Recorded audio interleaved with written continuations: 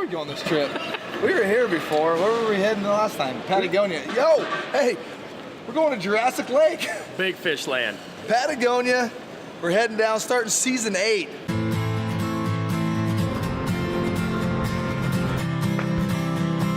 As Henry David Thoreau said, many men go fishing all of their lives without knowing that it is not the fish they are after. Look at the size of that thing! I'm Dennis Isbister. For me, fishing has been a part of my whole life.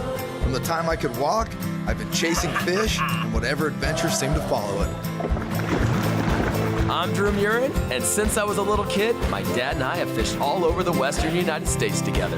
And all I've wanted to do ever since was travel the world, have a little fun, and fish with my good friend Dennis. You see that, baby? So follow along with us as we travel the remote regions of the globe In search of wild fish, wild places.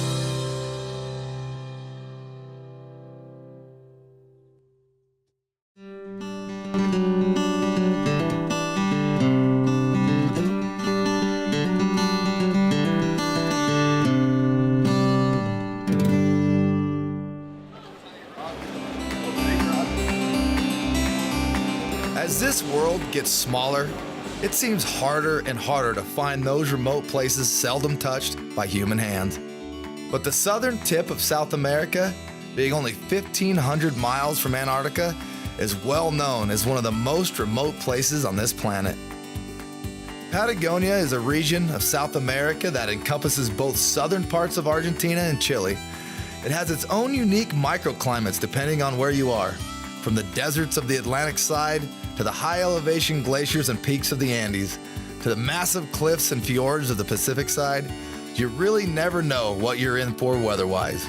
As we landed in El Calafate, our excitement grew as we knew we'd be leaving the modern world behind to chase monster trout of Patagonia.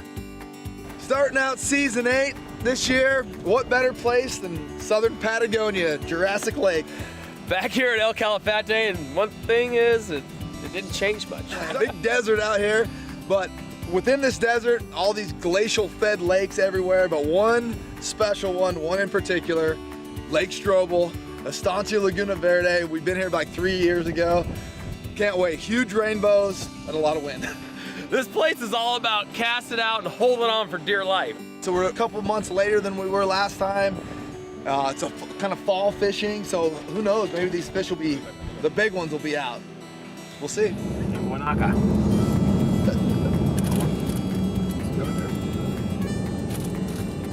You get all excited when you get off the plane, and then you get in a car for 5 hours and drive. We got empanadas to look forward to. So if I remember right, there's this empanada place up here. It's funny the small things you remember. Best empanadas in all of Argentina. Best. That's a bold statement. With that being said, how could we not stop? And maybe it was knowing this would be our last glimpse of civilization, but those empanadas were good.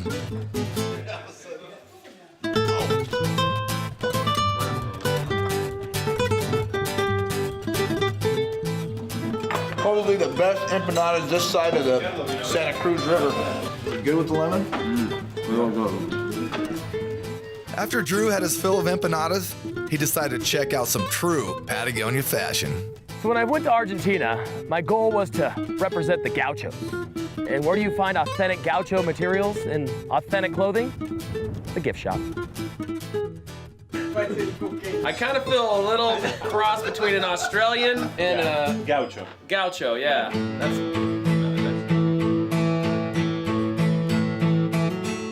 Nothing screams Chinese built like Drew's gaucho outfit from the gift shop. Authentic all the way. The drive out to Jurassic Lake is a lot of fun. It's a part of the adventure. Kind of compare it to the 405 in LA with a little side of the Rubicon because you move about the same speed. To see all kinds of stuff. We saw Rhea, guanaco, we even got to see a fox this time. As we got further from civilization and closer to Jurassic Lake, traditionally known as Lago Strobel, the roads progressively degraded until the realization was hammered home just how alone out here we were. The last thing we needed was someone to jinx us with a flat.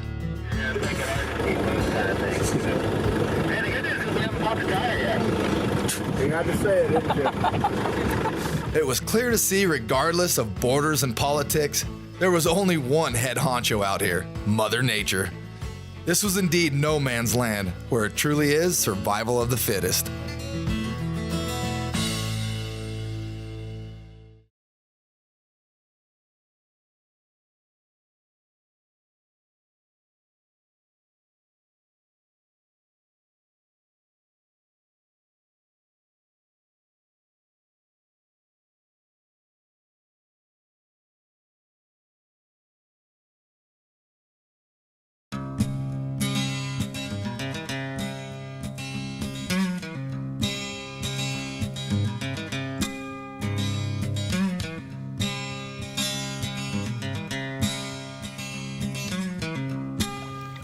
Just got into the lodge.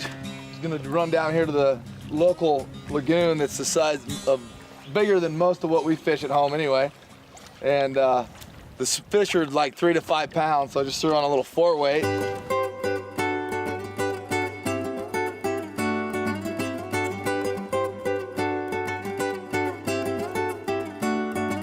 Gonna try to find a sweet spot where they're hanging out. You put a bobber on, Drew? Woolly bugger and a bobber? Well, I haven't made it in the water yet. But wrapped around rocks and sticks. And... Oh, hey! There we go. Don't horse them. Oh. Yeah. Right when you said don't horse him, it came out of his mouth.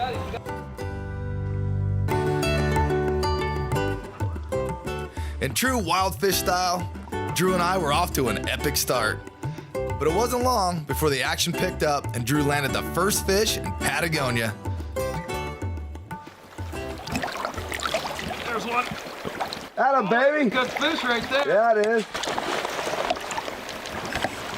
On the purple. Purple as it gets, my friend. See, and I don't screw around like Dennis. I get the fish in. Yeah. Dude, what? Look at that.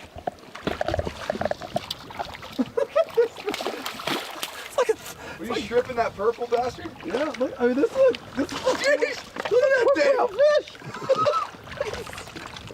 I'm done. I'm done. Dude, that thing's a 5-pound rainbow. Dude, I'm one and done. This trip's complete. Oh my God, Look at the size of this thing. That thing's huge. Woo! Yeah. Catching rainbows like that on a 4-weight rod with a 3-weight reel. Oh man. What a fish, man. Look at This this thing's a thing. Here, pig. you need some hemostats.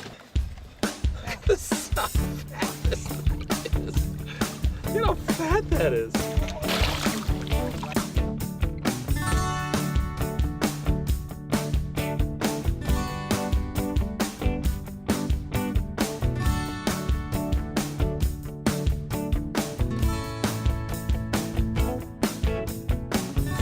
Oh, hey! There we go. Nice and neat.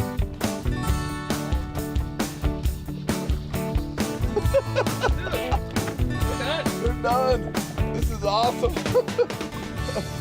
Oh, look at that.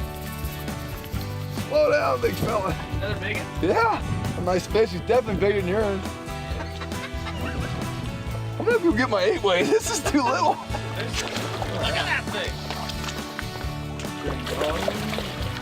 Oh, he took him in. Snagged him? Yeah, I snagged him.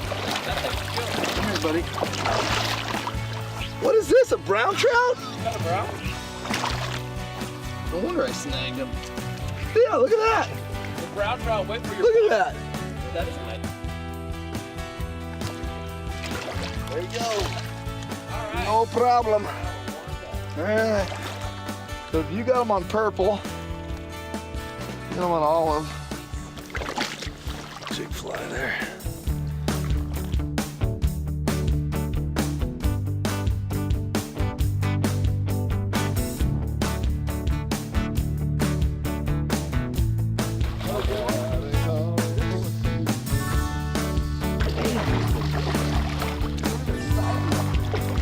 Purple only catches big ones. This is the warm-up pond. Like this is for warming up for the big ones in Strobel.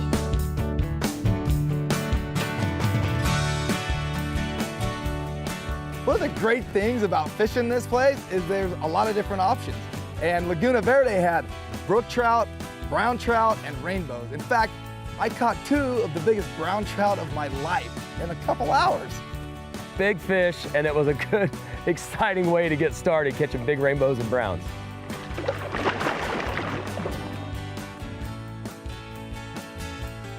Had a monster couple travel days getting here to Estancia, Laguna Verde with 7,000 miles-ish. We're here, we got here, and we pretty much walked to the Laguna down here and started ripping fish. It's an incredible, I mean, your lodge is literally 60 yards away from this amazing lagoon. And like second cast, you're hooking in, they're like, this is the warm-up pond. Yeah. And an 8-pounder rolls on the beach. You're just like, wow. This is gonna be awesome. Yeah. Tomorrow, we head over to Strobel, Jurassic Lake, and chase the big one. So we got a good warm up today. We're gonna go eat some amazing food, I'm sure, have a Malbec or 2, and hit it hard in the morning. Hopefully, nice weather. That's one of the things here. You gotta always worry about the weather. It's never consistent. So we could wake up in the morning, it could be snow on the ground. You just never know. So tomorrow, we're gonna hope for the same weather. Let's say snow on the ground. It's gonna be sunny, warm, bikini weather. Y'all know. But if you're gonna come down here and go fishing, I'll tell you, it's pretty simple. I mean, woolly buggers, purple. Yeah. Purple seemed to be the color tonight. Simple stripping technique, very slow, colder water. Look at this, look how dark this fish is. That's a pretty one too. Nice. Yeah, The cool part about these fish is